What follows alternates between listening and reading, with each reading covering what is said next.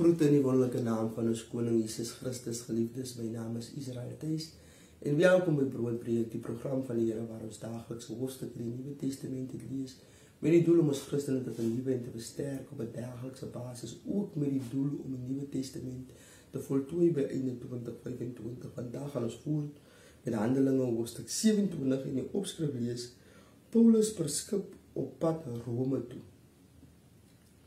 Toe daar besluit is dat ons per boot Italië toe moes reis, het hulle Paulus en 'n paar ander gevangenes aan Julius, 'n kaptein van die keiserlike regiment, oorhandig. Vir die vaart het ons aan boord gegaan van 'n skip van Amadritium, wat by verskeie hawens van die provinsie Asië sou aandoen. Saam met ons was Aristarchus, 'n Macedoniër van Thessalonika. Ons het die volgende dag in Sidon gekom. Julius was tegemoetkomend teenoor Paulus en het hom toegelaat om na sy vriende toe te gaan om hom te voorsien van wat hy nodig het. Ons het daarvandaan weggevaar en is aan die beskutte kant van Cyprus verby, omdat die winde teen ons was. Ons het al langs die kus van Cilicië en Pamphylië gevaar tot by Myra in Lycië.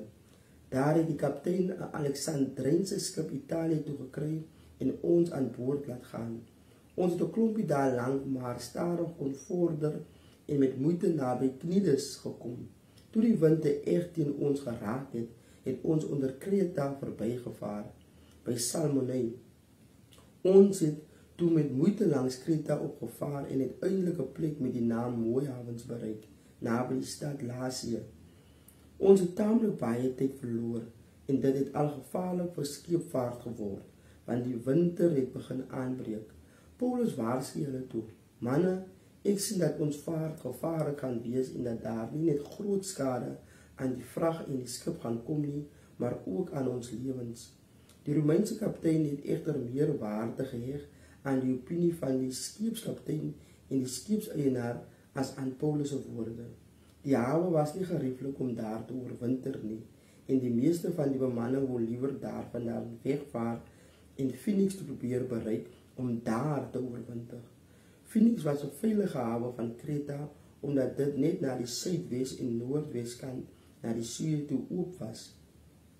'n Ligte bries het uit die suide begin waai, en die bemanning het gedink dat hulle plan sou kon uitvoer.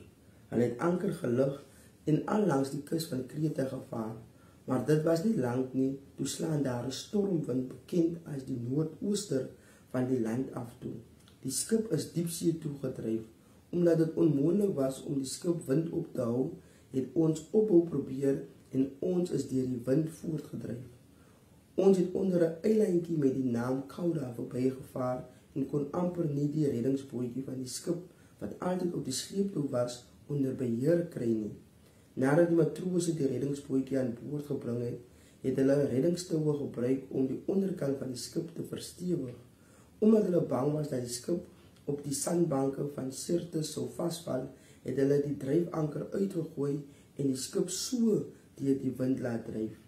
Toe die storm ons aanhoudend so erg teister, het hulle die volgende dag die skip se vrag oorboord begin gooi. Die derde dag het hulle met hulle eie hande die skip se toerusting oorboord gegooi. Baie dae lank het die son en die sterre nie eers deurgekom nie en het die geweldige wind voortgewoed. Uiteindelik is alle hoop laat vaar dat ons gered sou word. Vir 'n lang tyd het niemand sy mond aan kos gesit nie. Uiteindelik het Paulus tussen hulle gaan staan en gesê: "Manne, julle moes na my geluister het en nie van Mooi Havens in Kreta af weggevaar het nie. Dan sou ons hierdie ramp en skade gespaar gewees het. En nou vra ek julle, hou moed. Daar sal verseker geen lewensverlies onder julle wees nie. Net die skip sal tot niet gaan. Verlede nag het daar 'n engel van God, aan wie ek behoort en wat ek dien, langs my gestaan en vir my gesê: hou op bang wees, Paulus. Jy moet nog voor die keiser verskyn. En dis nie al nie. Om jou ontwil spaar God almal wat hier saam met jou op die skip is. Daarom hou moed, manne. Verseker vertrou ek op God dat alles presies so sal gebeur soos hy vir my gesê het. Ons moet op 'n eiland strand. Die 14de nag wat ons so op die Adriatiese See rondgedobber het, teen middernag het die matrose vermoed dat hulle naby land kom. Hulle het 'n diep lood uitgegooi en 'n diepte van 36 meter gekry. 'n Bietjie verder het hulle weer gemeet en toe kry hulle 27 meter. Hulle was bang. Ons loop naderhand op die rotse en het daarom 4 ankers by die agtersteewe uitgegooi en gebid dit moet dag word. Die matrose wou wegkom van die skip af en het die reddingsbootjie in die see begin neerlaat asof hulle ankers by die boeg van die skip vol laat sak.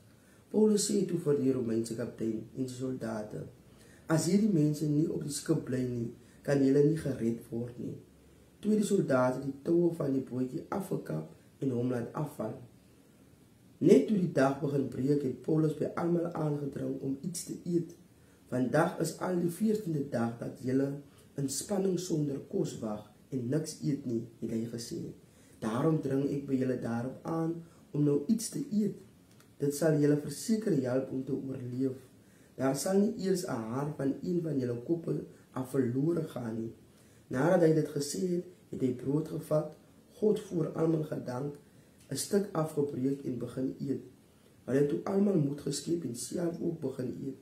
Ons was altesaam 276 mense op die skip. Nadat hulle genoeg geëet het, het hulle die skip nog ligter gemaak deur die res van die koringvrag oorboord te gooi. Toe dit dag word, het hulle die land nie herken nie, maar hulle het 'n baai met 'n strand gesien. Hulle oorweeg toe om indien moontlik die skip daar te laat strand.